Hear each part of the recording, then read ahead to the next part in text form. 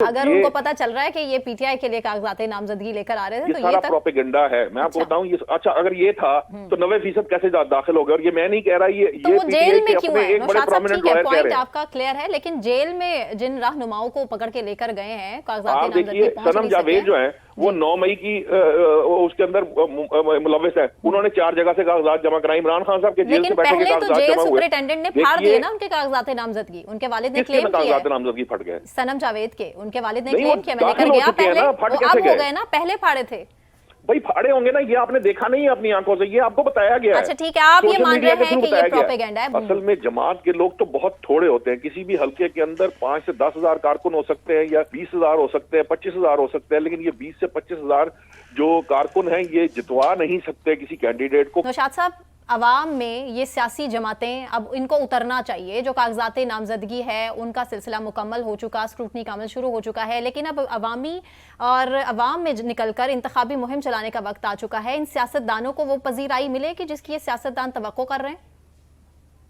دیکھیے ہماری جو اطلاعات ہے, میں نے نون لیگ کی حد تک بھی چیک کیا ہے, تو 29 سے 30 جلسے ہیں جو بڑے انہوں نے پلان کر رکھے ہیں, جس میں میاں نواز شریف اور مریم نواز صاحبہ بعض جگہوں پہ کچھ چند جلسوں میں وہ اکٹھے ہوں گے, لیکن باقی تمام جلسوں میں وہ علیحدہ علیحدہ جلسے کریں گے, اور وہ کوشش کریں گے کہ انتخابی مہم کو لیکن نوشاد صاحب اتنا ڈیلے کیوں اس پلان میں؟ وہ ڈیلے کاغذات نامزدگی والا معاملہ تھا, کیونکہ نون لیگ اس وقت خاصی مشکل کا شکار رہی ہے اس سارے عرصے میں. کہ 2 ان کے لیے مسائل تھے. ایک مسئلہ ان کے لیے یہ تھا کہ ان کے جو اپنے امیدوار ہیں وہ بہت زیادہ درخواستیں ان کے پاس آ گئی تھیں.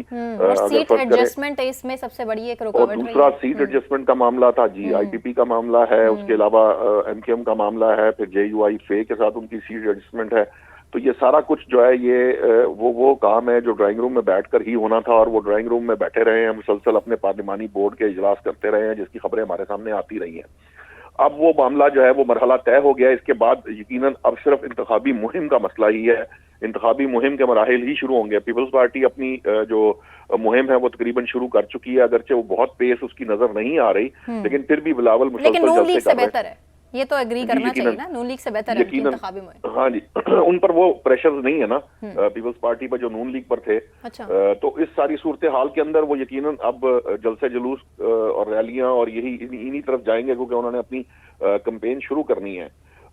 دیکھیے بات یہ ہے کوئی ڈیٹ سامنے آ سکی نوشاد صاحب کہ کس تاریخ سے شروع کر رہے ہیں یہ جلسے؟ میرا خیال ہے اس کے بعد اگلا مرحلہ ان کا منشور کے اعلان کا ہے, جس کے لیے وہ تقریباً جو پریپیئر ہوا ہے. ایک دفعہ مسودہ سامنے گیا تھا میاں صاحب کے, میری اطلاعات کے مطابق میرے ذرائع یہ کہتے ہیں انہوں نے کچھ تبدیلیاں اور کافی ساری نئی چیزیں جو ہیں خاص طور پر نوجوانوں سے متعلق وہ انہوں نے اس میں شامل کرنے کا کہا ہے, اور اس کے بعد دوبارہ وہ مسودہ جو ہے وہ زیر غور آئے گا. تو پھر اس کے بعد میرا خیال ہے کچھ چند دنوں میں شاید منشور کا اعلان بھی کر دیا جائے.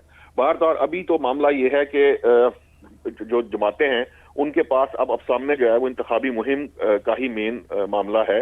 باقی یہ جو ایڈجسٹمنٹس ہوں گی یہ آہستہ آہستہ کچھ کاغذات نامزدگی میرا خیال ہے 16-17 دسمبر تک شاید ہیں.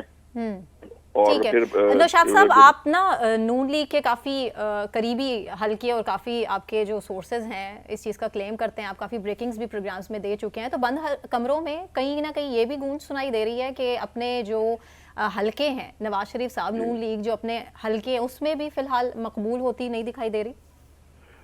اچھا جی, میں آپ کو یہ بتا دوں کہ آج ایک بڑے سینئر جرنلسٹ نے بھی اس پہ لکھا ہے, کچھ ہماری بھی اطلاعات اسی طرح کی ہمیں موصول ہو رہی ہیں کہ جو پنجاب کی حد تک, میں باقی کسی صوبے کی بات نہیں کر رہا, لیکن پنجاب کی حد تک جو آپ کے خاص خفیہ ادارے ہیں یا تحقیقاتی ایجنسیز ہیں انہوں نے جو سرویز کرائے ہیں اس میں نون لیگ جو ہے وہ خاصی بہتر پوزیشن میں آ چکی ہے, اور ان کی جو پرسنٹیج ہے وہ پی ٹی آئی سے کافی بہتر ہو رہی ہے. دوسرا یہ ہے کہ جب انتخابی مہم شروع ہوگی تو یقیناً اس کے اثرات بھی سامنے آئیں گے. اور میں آپ کو ایک بات بتاؤں, انیشیلی ابتدائی طور پر جو آپ دیکھیے کہ ہر حلقے کے اندر جو وہاں کا جو لوکل پولیٹیشین ہے اس کی جو دلچسپی ہے وہ کس جماعت کی طرف ہوتی ہے, اور kس جماعت کو سب سے زیادہ یعنی جس کا ٹکٹ ہاٹ ہو, ہاٹ کیک کی طرح چل رہا ہو, یقیناً لوگ کا رجحان اس سائڈ پہ ہوتا ہے. فی الحال تو وہ نون لیگ کی فیور میں ہے. کچھ ان کا تھوڑا بہت جو ہے نا ایک ہوا چلنے سے بھی ایک جو ہوا بند رہی ہے کہ جی آئندہ کی حکومت جو ہے وہ نون لیگ بنانے جا رہی ہے, تو اس طرح کے معاملے میں بھی थोड़ा सा फेवर मिल जाती है उस जमात को जिसकी हवा चलना शुरू हो जाए। तो अभी जो है ना मामला ये है कि जब नून लीग सामने आएगी, जलसे जुलूस में आकर अपने मंशूर को ऐलान करेगी और लोगों से जब डायरेक्ट इंटरेक्शन में आएगी, तब देखना होगा कि वो किस तरह से लोगों को इकट्ठा करते हैं और उन तक अपनी बात पहुंचाते हैं। और क्या वोटर्स, देखिए वोट जो बेसिकली डिसाइड करता है ना, वो साइलेंट वोटर होता है। हमें ये पता होता है कि हर कॉन्स्टिट्यूएंसी में किसी भी कैंडिडेट के साथ कितने लोग हैं जो उनके अपने जमात के हैं। असल में जमात के लोग तो बहुत थोड़े होते हैं। किसी भी हल्के के अंदर 5 से 10 हजार कारकुन हो सकते हैं, या 20,000 हो सकते हैं, 25,000 हो सकते हैं, लेकिन ये 20 से 25,000 जो कारकुन हैं ये जितवा नहीं सकते किसी कैंडिडेट को। क्योंकि लेकिन नौशाद साहब, अगर नून लीग काफी कॉन्फिडेंट है तो ख्वाजा आसिफ, ये उस्मान डार की अहलिया के बयान के हवाले से मैं जिक्र कर रही हूँ, ये उनके घर पर फिर तोड़ फोड़ क्यों करवा रहे हैं? इसकी की नौबत क्यों आ रही है? ये डेस्परेट मेजर्स क्यों लिए जा रहे हैं नून लीग की जानिब से? ये तो अभी तक इल्जाम है ना जी। हमने देखा है कि माजी में बहुत सारे इल्जामात ऐसे थे जिनका ना कोई सर निकला ना पाँव निकला। अच्छा। अभी तो ये इल्जाम लगा है। अगर इसकी तहकीकात हो के अगर आप ये कहें कि जी ख्वाजा आसिफ जो है उन्होंने ये कराया है और ये साबित हो गया है, फिर तो ये कहा जा सकता है। अभी तो हमने देखा कि ये जो कागजात नामजदगी वाला मामला हमारे सामने आया, इसमें जो है वो 90% प्रोपेगेंडा था और 10% अच्छा, कागजात नामजदगी आपके मुताबिक नहीं फाड़े गए?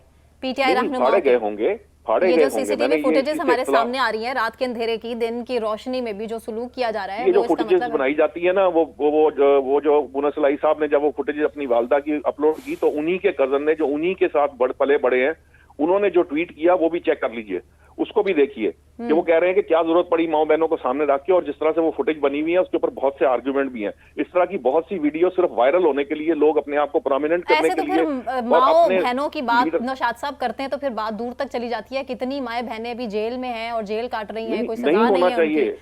ये उनकी फैमिली के शख्स ने कहा है ना, चौधरी सालिक हुसैन ने कहा, मैंने नहीं कहा। मैं आपको सिर्फ एक रेफरेंस दे रहा हूं कि देखिए बहुत सारी जो फुटेजेस होती हैं, बहुत सारे मामलात होते हैं, उसके अंदर लोग अपने आप को वायरल करने के लिए, प्रोमिनेंट करने के लिए, अपने लीडर के सामने अपनी वैल्यू बनाने के लिए बहुत से काम करते हैं। अब आपको एक आईनी के एक बहुत स्पेशल लॉयर जिन्होंने ये कहा कि मैंने तीन दिन रात काम किया है, उन्होंने लिखा है कि 90% जो कागजात है वो हमने जमा करा दिए, और जिन 10% पे कोई प्रॉब्लम भी आया वो भी परेशान ना हो, हम उस प्रोसेस में हैं, हम जो है वो उसके मामलात को हल कर लेंगे और वो होंगे। तो अगर पंजाब में 90% हो चुके हैं, पंजाब के अलावा तो कहीं पे ये मामला सामने आया ही नहीं। तो अगर किसी मामले के अंदर 1, 2, 4 अगर 1000 में से या 900 कंटेस्टेंट एरियाज हों और कॉन्स्टिट्यूएंसीज में कहीं 2-4 वाकयात हो जाएं, तो हम ये नहीं कह सकते कि ये बहुत बड़ी तादाद है। लेकिन नौशाद साहब, असल मसला बात तो इलेक्शन से पहले सियासत का घर तो फिलहाल पंजाब, और पंजाब में लाहौर है ना, लाहौर की सियासत सबसे ज्यादा मैटर करती है। बिल्कुल मैटर करती है, लेकिन मैं आपको बता दूं कि उसमें से भी ये बहुत सारी फुटेजेस जो बनी है, एक लाहौर ये जो एक रिटर्निंग ऑफिसर के बाहर जर्नलिस्ट मौजूद थे, वहां भी फुटेज बनी थी, उसके बारे में भी मैंने बहुत तफसीली नौशाद साहब, हमारे पास तो इत्तलात यहाँ तक मौसूल हो रही है कि रिटर्निंग ऑफिसर्स दरवाजे बंद कर रहे हैं।